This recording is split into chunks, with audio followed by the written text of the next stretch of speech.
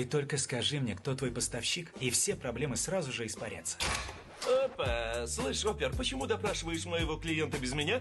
Ах ты проныра. А тебя что, прямо из роддома в полицию взяли? Вы копы все моложе и... Что ты рассказал этому мальчишке?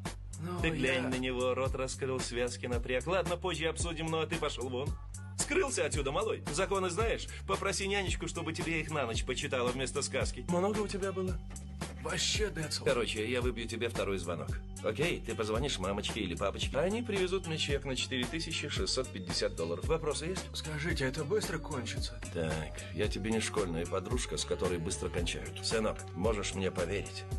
Я обеспечу тебе лучшую юридическую защиту. Господа, чую, вы обсуждаете моего клиента. А мне ничего не скажете? Скажем, твоя реклама полный отстой. Да припадочная лучше сыграет. А, ты это про свою мамашу, что ли? Она еще делает скидки частым клиентам.